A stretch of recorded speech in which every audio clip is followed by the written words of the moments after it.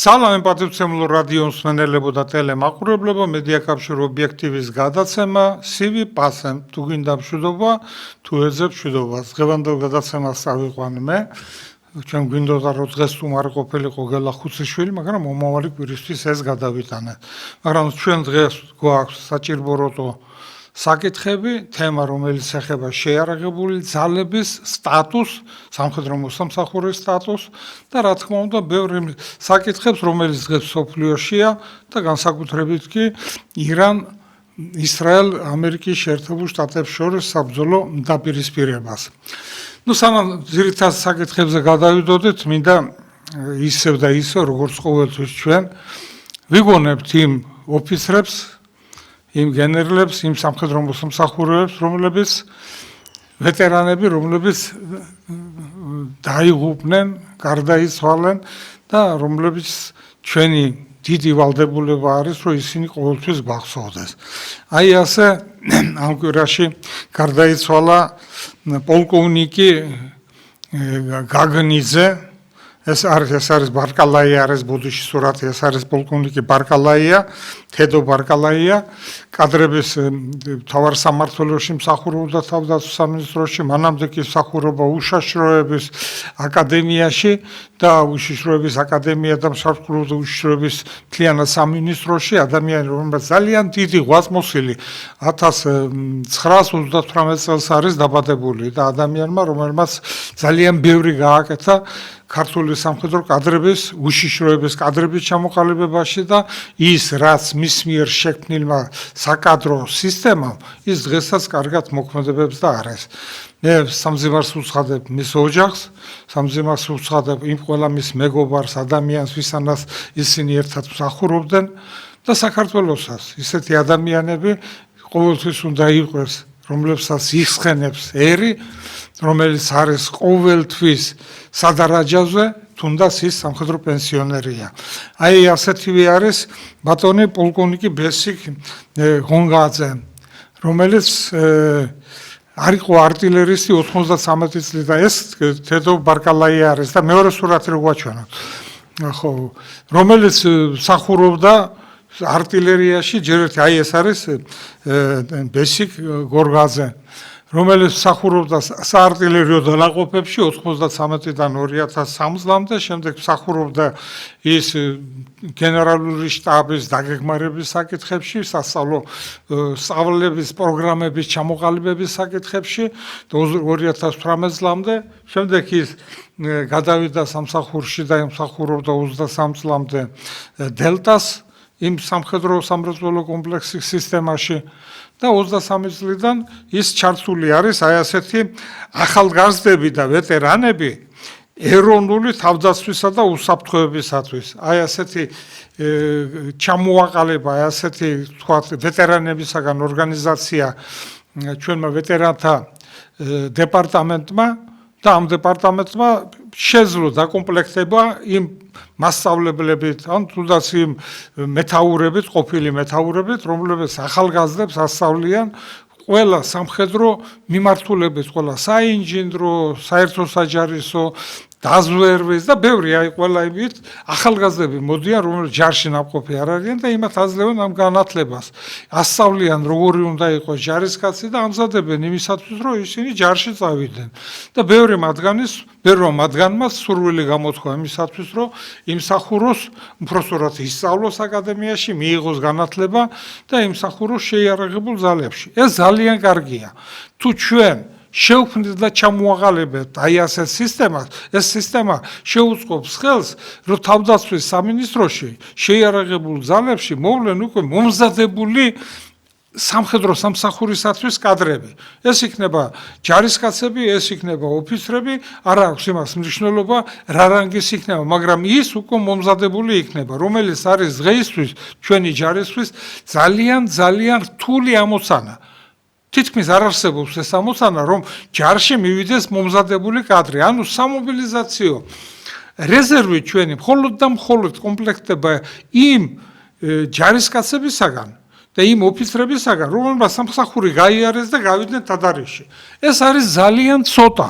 არაერთხელ გვილაპარაკია ჩვენ ამას, ამიტომაც კიდევ ერთხელ მინდა შევახსენო, ჩვენ მთავრობას გვექნება ჩვენ კიდევ სხვა თემებზეც ლაპარაკი, სადაც სამხედრო საკითხებთან დაკავშირებით, ან და სამხედრო საკანონმდებლო სისტემასთან დაკავშირებით, რომელიც სისტემა უნდა იყოს ჩამოყალიბებული, იმიტომ რომ 300-მდე კანონი და კანონქვემდებარე აქტი არის საჭირო შეიარაღებული ძალებისთვის, რომ ის ფუნქციონირებდეს.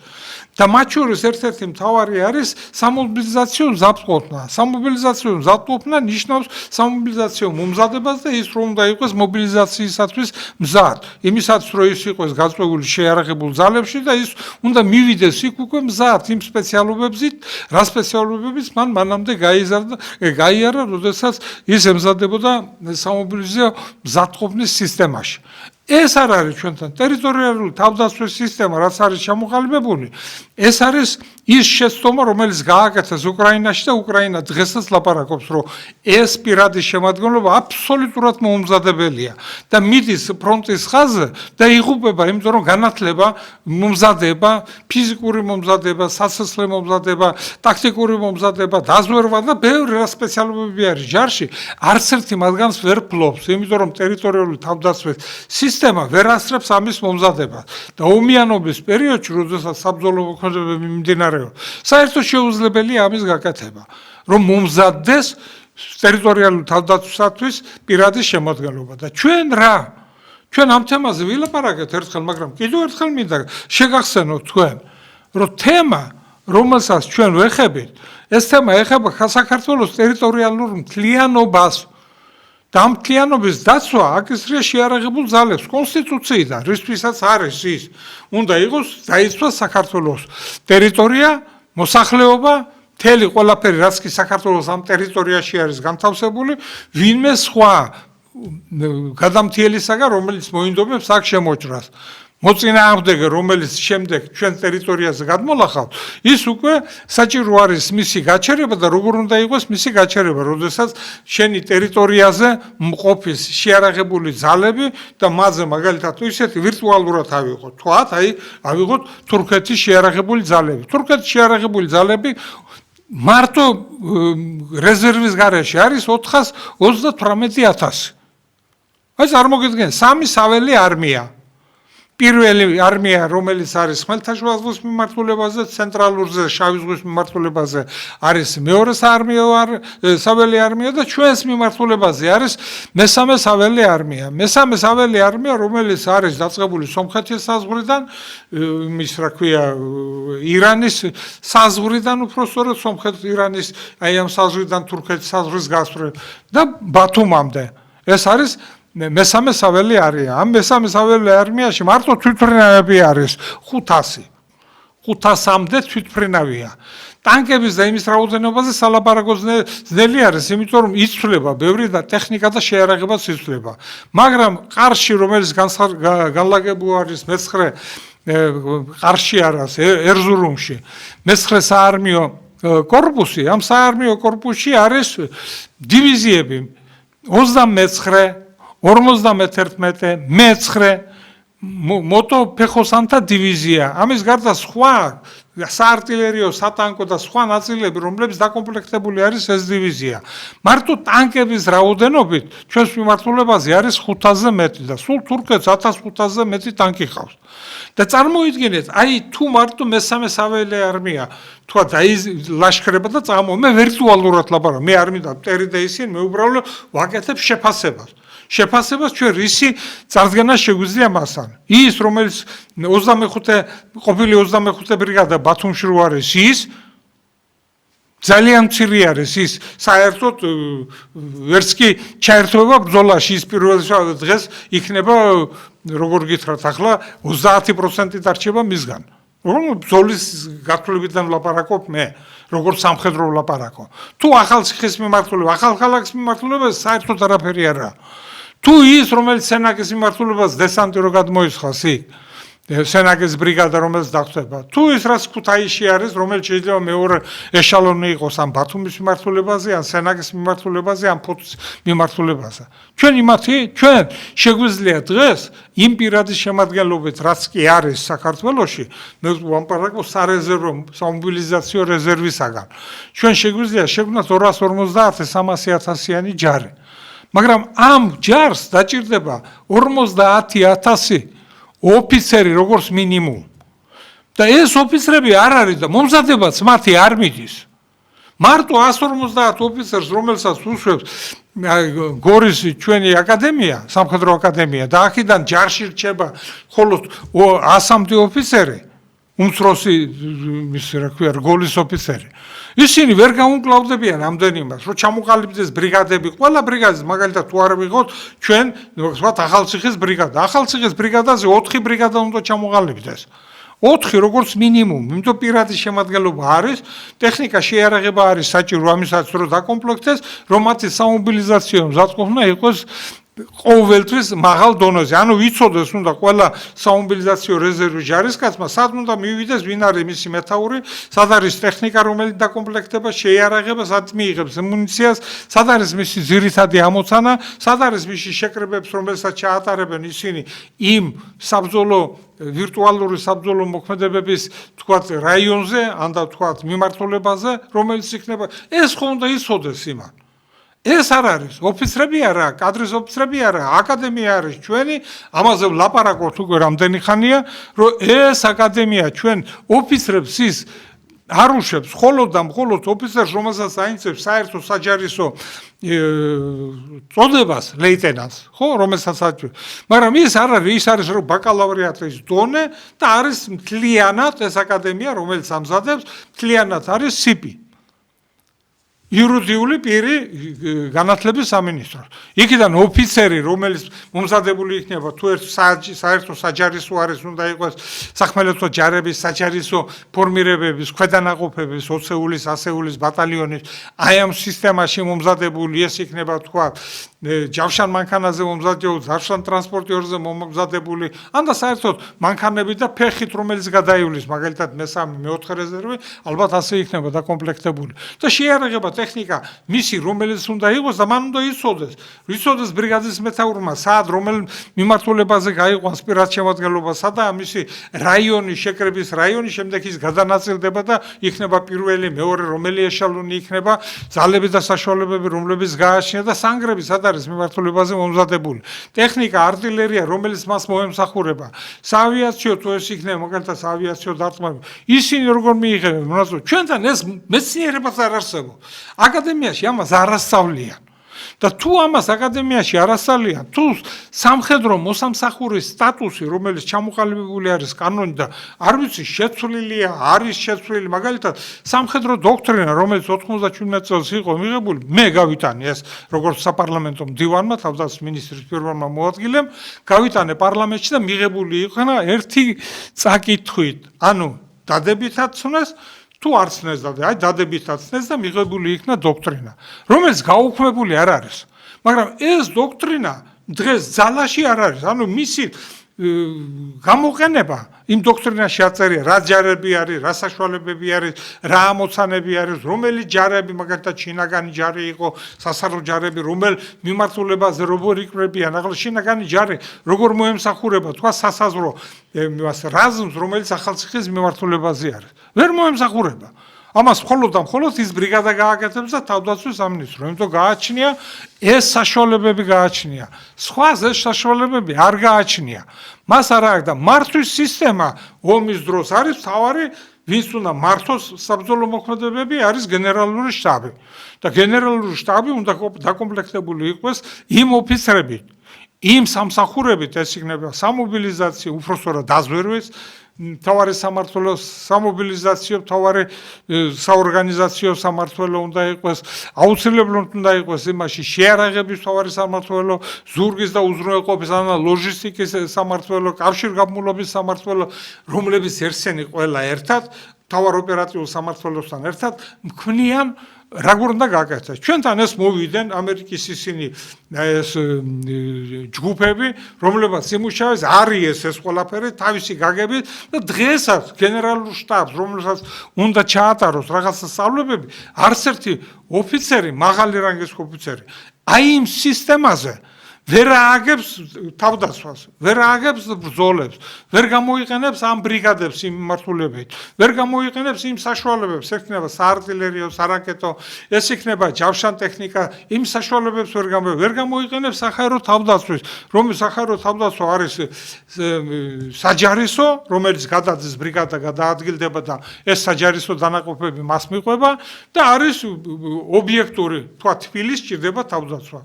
არჩეთი არაერთხელ ამ თემაზე ვილაპარაკია მე, ამ თემაზე ვილაპარაკა ამირამ სალუქვაძემ.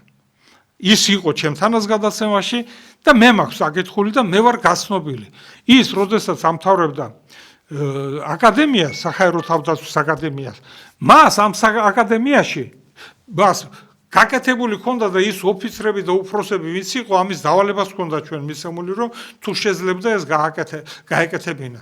დავალება ჰქონდა და საქართველოს საჰაერო თავდაცვის სივრცის ობიექტური და სამხედრო იმისი ნაწილების თქვათ საჰაერო თავდაცვის სისტემებით როგორი უნდა იყოს მათი პასიური არის რადიოლოკაციური სადგურები, აქტიური რაკეტები და თვითმფრინავები, რომელიც საჰაერო თავდაცვის სისტემაში არის, ეს გაკეთებულია ყველაფერი.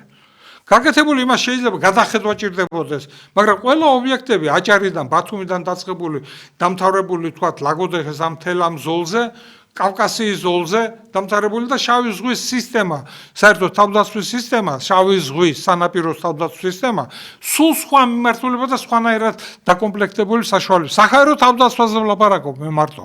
აი ეს რაც მასაა გაკეთებული. გიორგი ვაშაკიძე, გენერალ-მაიორი, ბრიგადის გენერალი არის ამირან სალუქვაძე. უგანათლებული ოქროს მედალზე დაამთავრა.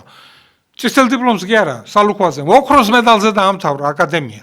თუ ის სამოქალაქო იმაში ის არავის არ ჭირდება. ოქროს მედალზე კაიშაურმა კავშირგაბმულობის აკადემია, ლომსაძემ ოქროს მედალზე დაამთავრა სადღაც სასოფლო-ფლის მეურნეობაში ვაშლები და რაღაცები მოყავთ. თქვენ საერთოდ ჭირდება საქართველოს, ან საქართველოს თავდაცვა ჭირდება? რატო არ არის ეს კადრები შესწავლილი? ეს ის კადრებია, რომლებიც ჯერ კიდევ 50 წელს არ არიან და ზოგი შეიძლება ცოტათი გადაშორებული იყვნენ. მაგრამ ისინი ამ სისტემას აწყობენ. დაალაგებენ როგორი უნდა იყოს, რატო უნდა იყოს ვიღაცა სერჟანტები დასავლეთიდან მოვა ვიღაცა კუბიკი, ეს ჯგუფი და რაღაც სისულელეებს გვასწავლიან. მე არ მჯერდება ეს სწავლება. მე 14 წელი ვსწავლობდი მარტო სამხედრო საქმე. სასწავლებელი აკადემია, ვაკი, გენერალური შტაბის აკადემიის ვაკი, მე მაგ ეს ყველაფერი დამთავრებული. ასევეა გამა დამთავრებული. გივი იუგურიძეს გენერალური შტაბის აკადემია აქვს დამთავრებული, ყველა აკადემიები, 3 ორდენის პატრონი არის, რომელმაც ესე ავღანეთს და ყველაფერი მოიარა და ის სახში ზის. ის არ ჭირდებათ, იმიტომ რომ მოვიდა სააკაშვილი, ის არ ჭირდება, მანამდე კიდევ შევარდნაძემ, ესე იგი რაკიროკა გააკეთა, რაკიროკა დასავლეთიო ითხოვსო, მაშინ რეფორმატორების ჯგუფი ჟვანიას ხელმძღვანელობით, რომ ჩვენ დასავლეთის მიმართულებით მივდივართ. და სად არის მე რომ მივდივართ? ვანახეთ რა არის რა გაკეთდა. ჩვენი სამხედრო აკადემია გორში არც ერთ სპეციალისტს არ უშვებს. არც ერთ, არც არტილერის, არც ფეხოსანს, არც ტანკის, არც საჰაერო თავდაცვის, არც სასაზროს იყო ასეთი ფაკულტეტი, არც შინაგანი ჯარის ასეთი ფაკულტეტი იყო ჩვენს აკადემიაში, ჩვენს მიერ შუბლაძის მიერ მაშინ ჩამოყალიბებული, გაკეთებული. არც საზღვაო ფაკულტეტი, რომელიც ბათუმში იყო, გააუქმეს ის. ის არ ჭირდებათ, ის არ გვინდა. მე რატო ვლაპარაკობ ამას? მე უკვე იმას აქში ვარ, რომ მე შემიძლია თავისუფლად ვილაპარაკო, თავისუფლად მიმართო პრეზიდენტს, იმიტომ რომ პრეზიდენტმა თავისი ფუნქცია მოვალეობები არ იცის. მე მწყინს ეს რო ვლაპარაკობ, იმიტომ რომ მას შეიძლება ყავდეს, მას შეუძლია ყავდეს ის მრჩევლები, რომლებიც სწორად დაალაგებენ. ის სამხედრო მრჩევლები, რომელიც პრემიერ-მინისტრად ჭირდება. ის მრჩევლები, რომლებიც ჭირდებათ სარდლებსაც, მინის, თავდაცვის მინის და იმას, სადაც ეს ani არ არის. ელემენტარულ საკითხს გეტყვით, აი 3 დღის წინ, ნუ არ ვიცი ახლა ამ დღეებში დინარაძეს მიენიჭა გენერალ-მაიორის წოდება. ნუ ეს თუ სპეციალური წოდებაა, მაშინ გენერალ-მაიორის. თუ ეს წოდება არის მაგალითად სამხედრო, მაშინ ბრიგადის გენერალი უნდა იყოს. მაგრამ ესეც შეიძლება, ამას არ აქვს მნიშვნელობა. მნიშვნელობა აქვს იმას, რომ მანამდე ლეიტენანტი, უფროსი ლეიტენანტი და ასე შემდეგ. მაგრამ არავინ არ არის წაიკითხა სამხედრო მოსამსახურის სტატუსი. პრეზიდენტს აქვს უფლება მხოლოდ და მხოლოდ გენერლების წოდებების მინიჭება იმ თანამდებობის პირებზე, რომლებიც ასრულებენ იმ თანამდებობას, რომელიც თავისი რანგით შეესაბამება გენერლის წოდებას. მინიჭება აქვს უფლება, ანუ თქვათ ჩვენი საავიაციო ქარხანა, სამხედრო სამრეწველო კომპლექსი. იქ თანამდებობა ომიანობა თუ დაიწყო, ის სამხედრო იმაზე გადადის, ყაიდასა. მას აქვს ეს შესაძლებლობა, რომ ის რადგან აი ესეთი დიდი წარმოება არის, მას ეს სტატუსი მისში შეესაბამება გენერალ-მაიორის და მიანიჭოს გენერალ-მაიორი, რა პრობლემაა? არავითარი პრობლემა. მიენიჭებიათ მდინარაძისათვის გენერალ-მაიორი და ეს სასაცილო ის არ იქნებოდა, იმიტომ რომ ლეიტენანტიდან დაწყებული და პოლკოვნიკამდე დამთავრებული წოდებების ვადაზე ადრე მინიჭება შეიძლება ერთი მაქსიმუმ ორჯერ. და თანაც კარგად დაუგვირდით, მას უნდა კონდეს წოდებამდე რაც განკუთვნილი არის დრო, ნახევარზე მეტი გავლილი, რომ ის ამ თანამდებობაზე არის. თუ მაგალითად კაპიტნიდან მაიორამდე დრო არის 4 წელი, აი ეს 2 წელი უნდა იყოს კაპიტნის თანამდებობაზე და შემდეგ შეიძლება მას მიენიჭოს ვადაზე ადრე რაღაცა გმირობისთვის წოდება. ეს რა არის, რა სასაცილო დადევით ასეთი და გამოაქვეყნეს. მე მდინარაძეს ვიცნობ. განათლებული, ძალიან განათლებული ადამიანი არის. ადამიანმა, რომელსაც რა შეუძლია ამ ყველაფრის დალაგება და გაკეთება. სასაცილოდ რატო გახადეთ ეს? და გადაუღეს ვითომ იმის კორეის არმიაში იყო ფეხებიდან იმამდე მედლებით და ორდენებით გამოჭენული. რატო დაცენი ჯარს? დასაცენი რა ჭირ ჯარს? რატო უნდა მწვენოდეს? მე ფორმის ჩასმა, მე არ მწვენია, ჩავისმებ, სადაც არ უნდა იყოს. ეს ჩემი ფორმა, მე ვიმსახურე 37 წელი. რატომ არის აი ასეთი დამოკიდებულება ჯარის იმაზე, რომ შემდეგ მიანიჭეს თუ არა წოდება გადაიყვანეს ის, ესე იგი ვიცე-პრემიერი, რომელიც კურირებას გაუწევს, თქვათ უშიშროების სამსახურს და სამინისტროს და გაუწევს კურირებას შინაგან საქმეთა სამინისტროს. ესე იგი ერთი საფეხურით ეს ორივე სამინისტრო დაიწია ქვევით. რატომ? აი რისთვის? არის პრემიერ-მინისტრი, აქვს მინისტრთა კაბინეტი და პრემიერ-მინისტრები საერთოდ ვიცე-პრემიერებს ნიშნავენ იმ მიმართულებებზე, სადაც რა მიმართულებების არის რანგირებული, ან მაშინ უნდა იყოს უნდა ის შინაგან საქმეთა მინისტრი და უნდა იყოს წირე გაკეთებული და ვიცე-პრემიერი. კი ბატონო, მას კონდეს უფლებები, მინისტრს კონდეს უფლებები. კი ბატონო, რა არის საერთოდ არ წაგიკითხიათ არაფერი? ძალიან ძნელია ილაპარაკო იმ ადამიანებს, რომელსაც ელემენტარული რაღაც არ გააჩნიათ. არც განათლება, არც სამხედრო ცოდნა და კანონებზე საერთოდ ზედმეტია ლაპარაკი. ბოლო კანონი, რომელიც მიღებული იყო საპენსიო უზრუნველყოფის შესახებ, რომელიცაც ახლა ჩვენ საპენსიო ჩვენი კანონი 95 წელს, რომელიც იყო მიღებული, ეს გაგვიუქმეს, რატო გამიუქმეთ ის კანონი? რა ქონდა იმ კანონს დასაწონი? ის კანონი ზუსტად იყო აგებული ისე, როგორც არის ინგლისში, ამერიკაში, საფრანგეთში, გერმანიაში. არ შეიძლება ნახეთ. ჩემი გაკეთებულია, ჩემი ახლა ვლაპარაკო, მე ვკურირებდი ამ საკანონმდებლო იმას, რადგან საპარლამენტო დივანი ვიყავი და გადანილი პარლამენტში. და მიღებული იქნა იქ ეს კანონები. რომ შეეძლო თადარიში გასულ ოფიცერს მიეღო პენსია უზრუნველყოფა 85%, როგორც ინგლისში არის. ჩვენთან არა, ესე იგი პარლამენტის თავმჯდომარეს შეუძლიათ 15,000 მიიღოს, მაგრამ იმას ოფიცერს ან გენერალს, დამსახურებულ გენერალს, აიღო ჯონი ფირსხოლაიშვილი, სამვარსკვლავიანი გენერალია. უგანათლებულესი პიროვნება. ადამიანს, რომელსაც არაფერი არ აცალეს, არ თავდაცვის მინისტრობა აცალეს, ან გენშტაბის უფროსობა აცალეს, ადამიანი უბრალოდ გადადგა. ანდა თემური ლორია, რომელიც დღეს წევს სალიმხარე გაჩერებული აქვს და ჩვენ თავრობას და ჩვენს იმას არაფერში არ ჭირდებათ ის. მხოლოდ და მხოლოდ თავდაცვის სამინისტრო თუ შეძლებენ იქ ნაცნობობით რაღაცის გაკეთება და ვეტერანთა დეპარტამენტი. რა საშუალებები აქვს? არაფერი. რა მოხდა ერთი გენერალი რო წაიყვანონ სადმე და ოპერაცია გაკეთეს 4 წელია წევს გაუნძრებლად ნახევარი მხარე გაჩერებული აქვს. პირდაპირ ქონდა ჩვენ გავაგზავნეთ მისი საბუთები მოსკოვში და იქ ნახა ქართველი არის აკადემიკოსი ბურდული, ნახა დაათვალიერა ეს ყველაფერი და ყველაფერი შესაძლებელი არისო.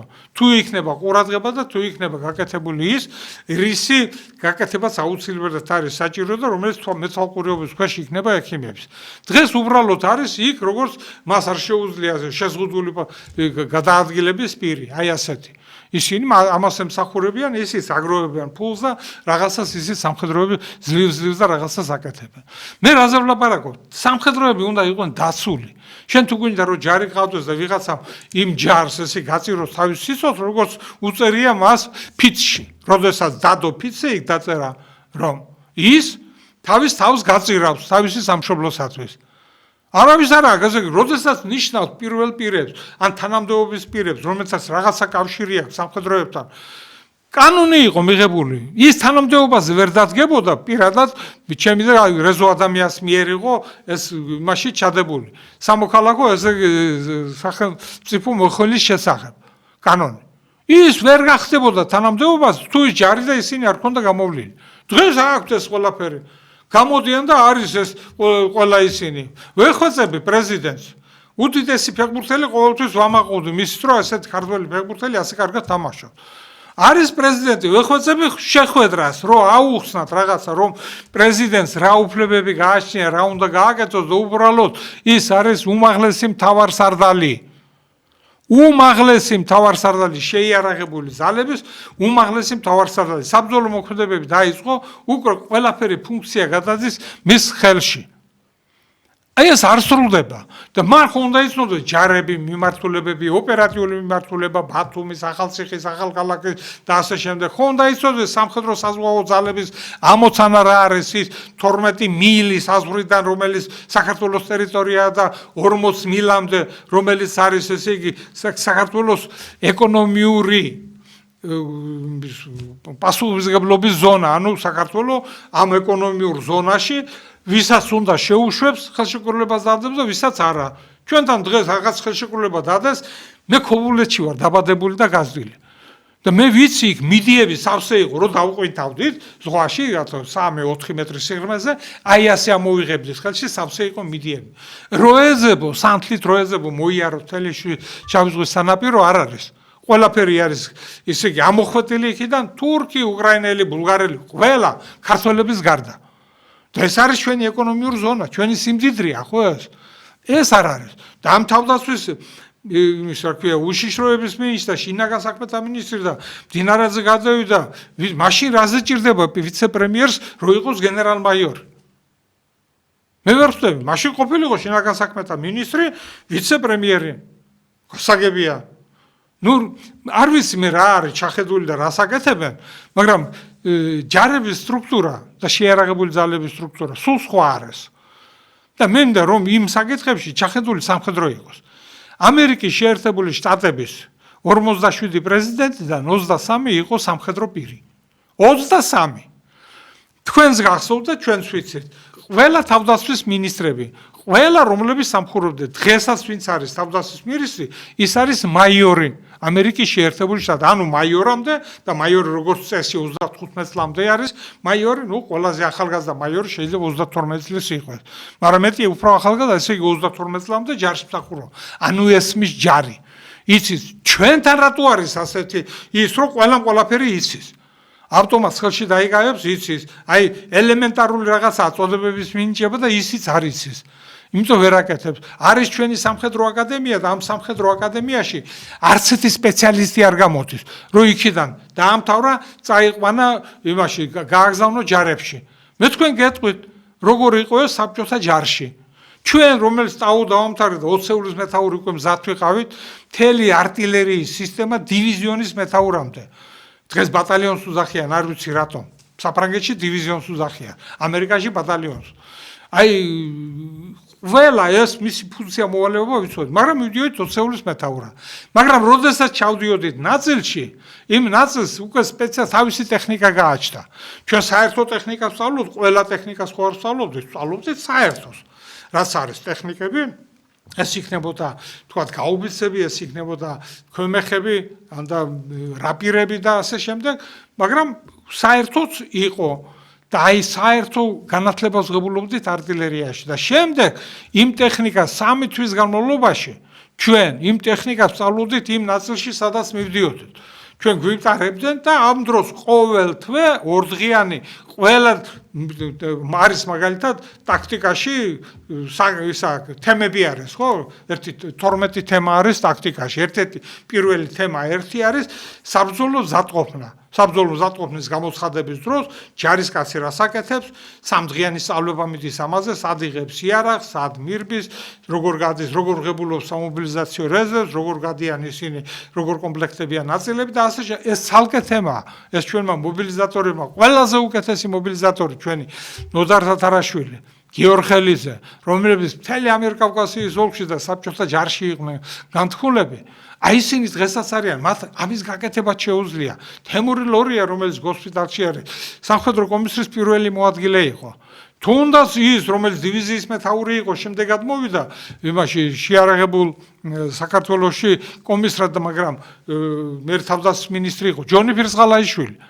რატო არ არიხსენებს? ხო შეიძლება კაცო აკადემიის რექტორად დანიშნული არის ადამიანი, რომელიც არ ასწავლის არცერთ საგანს და წერს ამ დროს გამოდის და აკადემიის რექტორის ხედვები.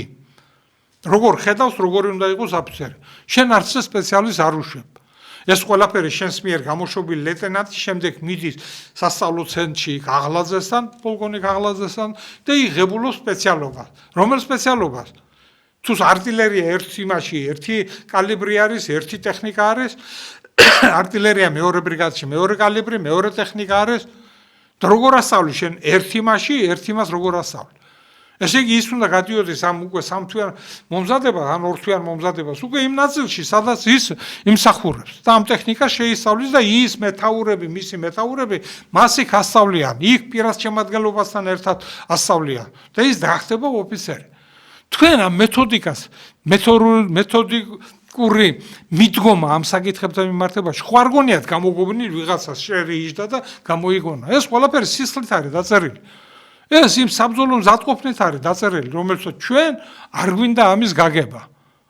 მეორე საკითხი, რომელიც ამ თემასთან არის დაკავშირებული, აი მე მინდა სულხან თამაზაშვილს, რომელიც დაინიშნა შინაგან საქმეთა მინისტრად, მიულოცო ვიცი, არაჩვეულებრივი პოლკოვნიკი, რომელიც მართავდა თბილისის, ესე იგი, პოლიციას. მართავდა ის და კარგად მართავდა და კარგად ოფიცრებს ვიცნობდი ძალიან ბევრს იმ განყოფილებებს, ჩემი შვილიშვილები მსახურობენ იქ და ვიცი ეს ყველაფერი რამ დონეზე იყო და როგორ იყვნენ ისინი. ეს დაინიშნა დღეს არის შინაგან საქმეთა მინისტრი. აი ეს გენერალი უნდა პოლკოვნიკია და ალბათ არ შეეშლება და გენერლობას მიაინჭება, ახლა მე ვინ მეკითხება, მაგრამ ამ გადაწყვეტილებას ალბათ მიიღებს პრეზიდენტი. მაგრამ თავარი რაც არის ამ იმაში, ეს ადამიანი ხელად ესე იგი ვიღაცის ქვეშემდგომი გახდა. რატო? აი რისთვის? მერე მეორე საკითხი, რომელსაც მე ეს ჩემი პირადი არის და როგორც მე ყოფილი გენერალური შტაბის უფროსი, რომელიც კურირება სამხედრო დოქტრინიდან გამომდინარე, ყველა ერთიანდებოდა ერთ შეიარაღებულ ძალებში, ეს სასაზღვრო ჯარები, შინაგანი ჯარები, ეს ერთ იმაში გამოდიოდა თავდაცვის სამინისტროს ძალებთან ერთად და უშიშროების ქვედანაყოფები, იქ იყო სპეციალური დანიშნულების რაზმები, რომლებიც ერთ სისტემაში მოქმედებდნენ, ექვემდებარებოდნენ და ყველა დაგეგმვას აკეთებდა გენერალური შტაბი. მაგრამ ერთ სისტემაში, დოქტრინაში ასე წერია, იმ დოქტრინაში, რომელიც შეცვლილი არ არის, მე ახალი არ მინახია.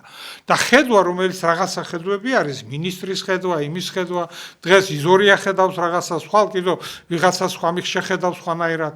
ამ დროს ეს უნდა იყოს პარლამენტის მიერ დამტკიცებული კანონი, თუნდაც იყოს ერთი მოსმენით, არა აქვს მაგას მნიშვნელობა. ის უნდა იყოს. ის უნდა იყოს ისეთი, რომელიც შეესაბამება იმ მოთხოვნებს, როდესაც შეუძლია შეიარაღებულ ძალებს ჩაატაროს ყველანაირი, აი თუნდაც საბრძოლო მოქმედებები, ან და თუნდაც უზრუნველყოფა უსაფრთხოების, საზღვარზე მიმართულებებზე და ასე შემდეგ. აი მიმდინარეობს ომი, ხო? ისეთი ომი, რომ ტრამპი გამოვიდა და თქვა, რომ გავასწორო მთლიანად თუნდა მიწაზეო ირანიო და ირანსო მთელი ცივილიზაციასო მოვსპობთ თუ ისინი არ შეასრულებენ რაღაცას. და თქვენ რა გურფიქრობთ? ის 93 მილიონი ადამიანიდან 1 მილიონი მაინც არ წამოვა აქეთ? როდესაც ის განადგურებას უპირებენ?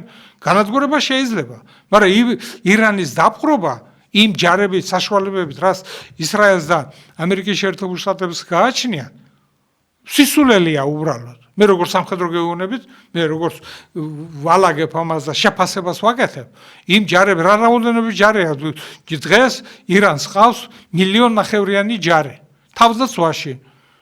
ეს რომ უნდა შეუწიოს, როგორც მინიმუმ 3 მილიონიანი ჯარი უნდა ყავდეს ამერიკას. და ის ვინც მასთან ერთად, ვინ არის მისთან მართად? არაბული ქვეყნები არის, რომელიმე არცერთი არა პირიქით გამოვიდნენ და თქვა, არ გვინდაო შენი ბაზებია, იმიტომ შენი ბაზების გულისთვის ჩვენ დავიბომბეთ. მე მინდა იმ მაშინ ნაციონალური მოძრაობის და ბევრი 16 პარტიის და იმის წარმომადგენელი, რომელიც ამდენიმე წლის წინ 4 შეიძლება 3 წლის წინ, რომელმაც დაწერეს და მიმართვა გააკეთეს, რომ ამერიკის შეერთებული შტატების ბაზები განლაგდეს საქართველოში.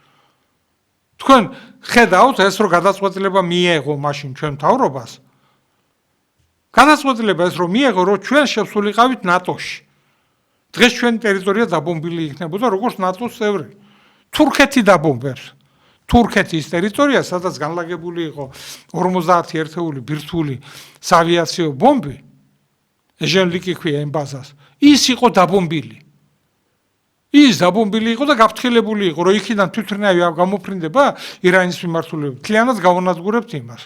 მაგრამ ის თვითმფრინავი და აეროდრომი და ისინი დაბომბილი იქნა. ხო წარმოგიდგენიათ ეს რა არის და რა იმაში ხვდებით ჩვენ.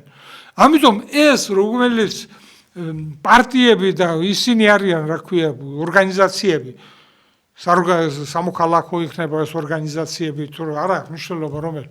როდესაც რაღაც გადაწყვეტილებას ღებულობ და ფიქრობ, მე ასე ვფიქრობ, რომ სახელმწიფოს მასშტაბით აი ასეთი გადაწყვეტილება, რომ ჩვენ შევალთ ნატოში, ჩვენ შევალთ ევროკავშირში. ევროკავშირში თურქეთი რამდენი ხანია მიდის? 50 წელზე მეტია. ღებულობენ, არ ღებულობენ, მიიღებენ, არ მიიღებენ. სომხეთს მიიღებენ, ახლა გამოდის პაშინიანი და ამბობს, რომ ჩვენო მაინც ვივლისო, მაგრამ მანამდე ოდეკაბეში ვიქნებიო. გააჩერებენ ოდეკაბეში.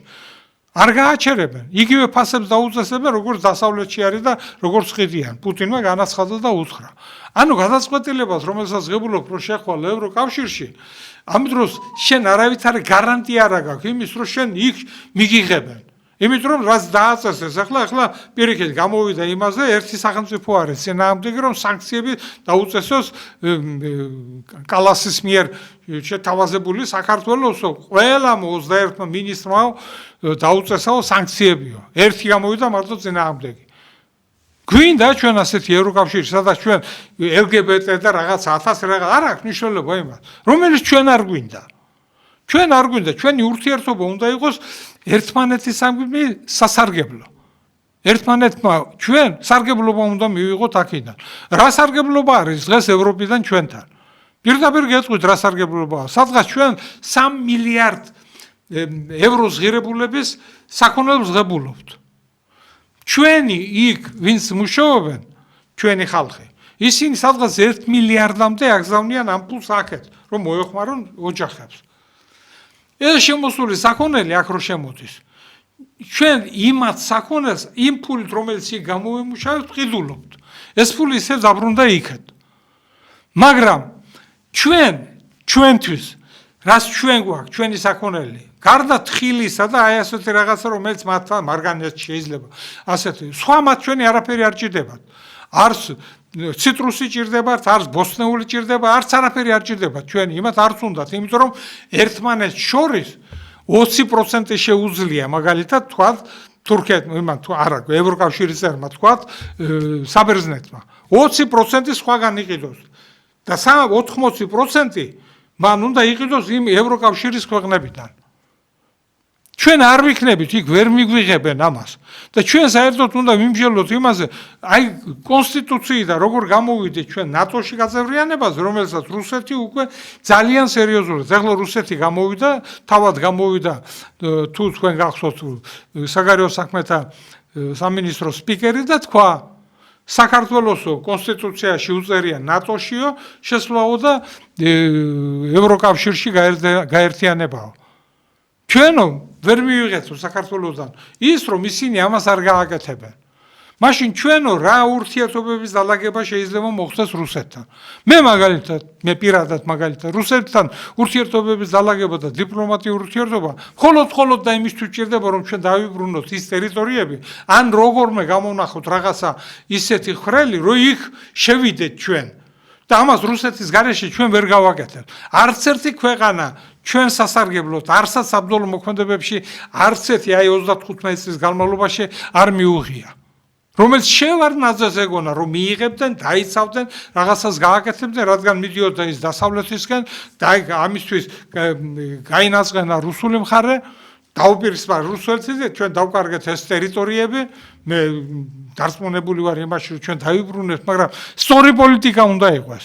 ჩვენ ამ ტერიტორიებზე უნდა შეგვეძლოს მათი ერთ ჩვენთან დაკავშირება უნდა შეგვეძლოს, საერთო ენის გამონახვა უნდა შეგვეძლოს. აუცილებლად უნდა იყოს, იმიტომ რომ ეს რომელი ტერიტორიები ჩვენ სადღაც ზოგი ამბობს 22, ზოგი ამბობს 30%, რომელიც ტაუკლარჯეთი თურქეთმა წაიღო, ჩვენ შეგვიძლია მათთან მისვლა ამ ტერიტორიების უკან დაბრუნება? არ შეგვიძლია. და ვერც გავაკეთებთ მაგას. პირიქით გამოვიდა ეგ ჩვენი პრეზიდენტი რო იყო ჩასული თურქეთში, ერდოღანი და თქვაო. მეო თქვენო მიგიცითებთო, იქო თურქი მესხეთელები რო იყვნენო, ისინი იმ ტერიტორიაზე უნდა დაბრუნდე. ესე იგი ჩვენ ტერიტორიაზე თურქები უნდა დარჩენ. მაგრამ ჩვენ ის რო ქართველები რომლებიც იმ ტაუკლარჯეთიდან გაასახლეს იქეთ, სამხრეთ დასავლეთით, ამაზე ჩვენ სალაპარაკო ისინი დააბრუნონ, უკვე და მე დავილაპარაკებ ჩვენ. ჩვენ უნდა დავაბრუნოთ თუ არ უნდა დავაბრუნოთ. ჩვენ არ გაგვიგდია ისინი ჩვენი ტერიტორიიდან. საბჭოთა კავშირმა გააგრძო. საბჭოთა კავშირის მემკვიდრე ვინ არის? რუსეთი. ნუ მოთხოვენ რუსეთს ეს პასუხი. ჩვენ ვინ შეგვეკითხა რა? ჯერ ერთი და მე მეორე სად უნდა დაბრუნდნენ? რა ადგილზე უნდა დაბრუნდნენ? ან და რა იქნება იმისათვის რომ ჩვენ ისინი დავაბრუნოთ, რას მივიღებთ აქედან? ისე თურქული ანკლავი შეიქმნას და რაღაცა რომ მოხდეს თურქეთს რო შეეძლოს ის რასაც ბათუმში ცდილობენ და გააკეთონ, ის გააკეთონ. მე არა ვარ თურქეთის წინააღმდეგ, მე თურქეთთან ვიცი ძალიან დიდი ეკონომიკური ურთიერთობები გვაქვს ჩვენ. მაგრამ ჩვენც არ უნდა ვიყოთ ისე დაჩაგრული, რომ ყველას ყველაფერზე დავეთანხმოთ. ევროკავშირი დავეთანხმოთ იმაზე, რაც მათ უნდა, კაიაკალასი გამოა, რაღაცა სიტყვით, თავის ქვეყანას მიხედავს ხარც. და ჩვენ როგორმე მივხედავთ ჩვენ ქვეყანას. იმისათვის, რომ როდესაც იყო შავი ზღვის უსაფრთხოების ხელშეკრულება, რომელიც ბათუმში სალომე ზურაბიშვილმა ჩვენმა პრეზიდენტმა, რა ქვია, უკრაინის პრეზიდენტმა და სანდუმ, რომელიც იმაში იყო, ზელენსკიმ და სანდუმ ბათუმში დადეს, ამ ხელშეკრულების თავარი არსი რა არის? თავარი არსი არის ის, რომ თუ უსაფრთხოება ჩვენ რომელიმე ქვეყანას, შავი ზღვის ქვეყნებს, რომელიმეს შეექმნება საფრთხე, ესენი ყველა ერთად სამბრძოლებში მიიღებენ მონაწილეობას ამ ერთმანეთის დასახმარებლად. თქვენ რა გონია ზელენსკი რო დღეს ითხოვს ჩვენისგან და უბრახუნე ხელს რომ ჩვენ არ მივიღეთ მონაწილეობა იმაში უკრაინასთან იმაში და მეორე ფრონტი არ გაუხსენეთ რუსეთს. ის რა? ამას არ ითხოვს ამ ხელშეკრულების შესრულებას? ითხოვს. და ვინ ეს არის ეს ვინც მოაწერა ეს ხელი და ვინ მიიღო ეს გადაწყვეტილება? ვინ იყო ეს გადაწყვეტილება, რომელიც ხელი მოაწერა სალომე ზურაბიშვილმა, ვინ გაატარა პარლამენტში და ვინ მისცა ამას კანონის სახე? მაშინ პარლამენტმა რატო დაარღვია ეს კანონი? რატო შექმნა ეს პირობები, აი ასეთი პირობები? რატო ვერ ჩამოაყალიბა პარლამენტა, ვერც განათლების სისტემა, ვერც სამხედრო სამსახურის სისტემა, ვერც შინაგანი ჯარის, ვერც შინაგან საქმეთა სამინისტროს, ვერც უშიშროების, ვიღაცას რაღაცა მოეპრიანებენ და იმას ზაალაგებენ, გააკეთებენ, შეფუთავენ რაღაცას და აი ასე შეიცვლება. მე მართლაც გეუბნებით, აი სულხან თამაზაშვილი მე ამ ოჯახს ძალიან კარგად ვიცნობ. სულხან თამაზაშვილის მამა ჯემალ ძალიან კარგად ვიცნობ და ვინდა მიულოცო მას. თუმცა არ ვიცი აჭარისის პირველ პირად და იქ რას მან გააკეთა და შექმნა, მე ქობულეთელი ვარ, ესენიც ქობულეთელია და სულხან თამაზაშვილის ბიზა გურამ თამაზაშვილი ჩემი თანაკლასელი იყო. აქაც ერთად ვიყავით, იქაც ერთად ვიყავით და დაიღუპა, ის აღარ არის, მაგრამ თქვენ ყველა ისნო ქართული ხმების ის ეს ხუცუბნიდან, ქობულეთის ხუცუბნიდან აი ამდენი არის გურამ თამაზაშვილის ვაჟი დავითი არის სასაზღვრო ჯარების პოლიციის უფროსი. ამ დროს უნდა იყოს სასაზღვრო ჯარების სარდალი და სარკე დეპარტამენტი უნდა იყოს ის, იმიტომ მისი ფუნქციები და შინაგან საქმეთა ფუნქციები არ შეიძლება ერთმანეთში იყოს შერეული, ეს რომელსაც ევროკავშირები და რაღაცა ითხოვენ. არ შეიძლება, იმიტომ რომ საზღვარზე კონფლიქტი, ეს სასაზღვრო კონფლიქტია. თუ შინაგანი ჯარი საქმეთა სამინისტრო გარეული შიც უკვე სახელმწიფო კონფლიქტია. ისე როგორც ეს სასაზღვრო დეპარტამენტი შემოდიოდა თავდაცვის სამინისტროში. მე გესაბის უფროსი ვიყავი, მინისტრის მოვალეობას ვასრულებდი მაშინ და მე მივმართე ედუარდ შევარდნაძეს და აუხსენი. და მე ეს ამიხსნა ძალიან კარგად და დაალაგა გენერალმა გიორგაძემ, პანტელეიმონ გიორგაძემ. უგანათლებულესი პიროვნება. ძალიან ბევრი მასწავლა მე და ძალიან ბევრი მე მისგან ვისწავლე. ამიხსნა რა და როგორ არის. მივედი შევარდნაძესაც აუხსენი. ეს ასე ჯობია რო გაკეთე და ვალერი ჩხეიძემ შესანიშნავად გაართო ამას თავი. და დღესაც ახლა ვინც არიან ისინი, რაღაცას მე უყურებ პრესაში ვკითხულობ, მართლაც კარგად არის ეს ყველაფერი ჩამოყალიბებული. ამიტომ მე მინდა მიულოცო ბატონ სულხანს, ეს თანამდებობა, უსურვო მას წარმატებები, უსურვო მას აი ის ენთუზიაზმით, რომელიც იყო ის ყოველთვის, აი როცა თბილისის სამმართველოს უფროსი იყო, როდესაც იყო აჭარაშის, მან გაკეთებული საქმე გააკეთა და არა რაღაცეების შეცვალა. ის რაც იყო, იმაზე მოარგო და გააკეთა საქმე. შექმნა სისტემა, რომელიც მუშაობს. და შინაგან საქმეთა სამინისტროს დღეს ზუსტად ეს სისტემა ჭირდება და მას 9 ზედამხედველი არ უნდა ყავდეს ზევიდან. ის თავად უნდა იყოს სისტემა, რომელიც იქნება დამოკიდებული პირველ ყოვლისა ეს პრემიერ-მინისტრი მინისტრთა კაბინეტთან და შემდეგ იქნება დამოკიდებული საომარეობის დროს, როდესაც ერთიან სისტემაში გადადის თავდაცვა და უსაფრთხოება, ან უშიშროება ქვეყნის, იქნება პრეზიდენტი. პრეზიდენტის ფუნქციები ამ საკითხთან დაკავშირებით ძალიან დიდია და მე საერთოდ ფიქრობ, თუ ასეთი რაღაცა გადანაწილებები ხდება, მაშინ დაბრუნდეს პრეზიდენტის ინსტიტუტი უნდა. ჩვენ რატო უსმენთ ვიღაცებს? საპარლამენტო არის სომხეთი. მოიგო რაღაცა აქედან, ვერაფერი ვერ მოიგო. საპარლამენტო არის საქართველო. მოიგო რამ ვერაფერი ვერ მოიგო. საპრეზიდენტო არის აზერბაიჯანი. მოიგო. ერთპიროვნული ვინც არის, ვინც მართავს. საპრეზიდენტო არის თვითონ უკრაინას ხო საპარლამენტოზე გადადიოდა და შემდეგ აი როდესაც საბრძოლო მოქმედებები დაიწყო, ის პრეზიდენტი შემორჩა იქ და ეს დარჩა პრეზიდენტი. იმართება უფრო ადვილად და უფრო კონკრეტულად, იმიტომ პრეზიდენტს ყველა ემორჩილება. მე ასე ვფიქრობ, რომ ჩვენთანაც ეს უნდა იყოს ასე. ჩვენ ევროპულ გზას მივყევით, ჩვენ გონია რომ დავალაგებთ ისე, როგორც მაგალითად ისრაელში არის. აი ნახეთ ისრაელში როგორ არის. თქვენ გაიგონიათ ვინ არის იქ პრეზიდენტი? არავის არ გაგონი, მაგრამ საბრძოლო მოქმედებები მიდის, ომი აქვს ისრაელს. მაგრამ უმაღლესი მთავარსარდალი პრეზიდენტი ვერ ხდება იქ. ვერ ხდება, იმიტომ რომ არ უცმობს იმას ნეთანიახუ, აი ამ ბრძოლაში და ომშია და ჩართო მთელი მსოფლიო ამ საბრძოლო მოქმედებებში. მე ვიცი რომ ისრაელი თვითონ ძალიან კარგად მომზადებული ზარი ყავს, მაგრამ ამ ჩარს მიხელმძღვანელობს დღეს ნეთანიახუ. პრეზიდენტი სად არის? არ არის. ომი მიმდინარეობს, მინდა იბომბება ისრაელი, იბომბება ლივანი, მიდის იქ საბრძოლო მოქმედებები, მიდის ჰეზბოლასთან და იმასთან საბრძოლო მოქმედებები, მიმდინარეობს ეს ყველაფერი. მიდის საბრძოლო მოქმედებები ირანთან, მიდის იბომბება ისრაელის ტერიტორია, იბომბება იქედან პალესტინა და ასე შემდეგ. მე რაზე მინდა ლაპარაკი? მე უნდა იყოს კონკრეტულად უნდა იყოს თანამდებობაზე ფუნქციები გაწერილი, ამ ფუნქციებზე ის საშუალებები, რაც მას გააჩნია, რომ ეს ფუნქციები შეასრულოს და ის მატერიალურ-ტექნიკური უზრუნველყოფა, რაც აი ამ სისტემაში შევა. ამის გაკეთება შეუძლია სულხან თამაზაშვილს, ულოცა მას კიდევ ერთხელ და მინდა რომ ჩვენმა მთავრობამ, პრეზიდენტმა განსაკუთრებულად სამხედროებს მოусმინოს ის აიყვანოს, რომ მრჩევლებით, ენერლები ყავს, უამრავი გენერალია, ძალიან განათლებული. აიყვანეთ. ისინი გირჩევენ ძალიან ბევრ და კარგ საქმეს გირჩევენ. ნუ მოიშორებთ იმათ თავიდან.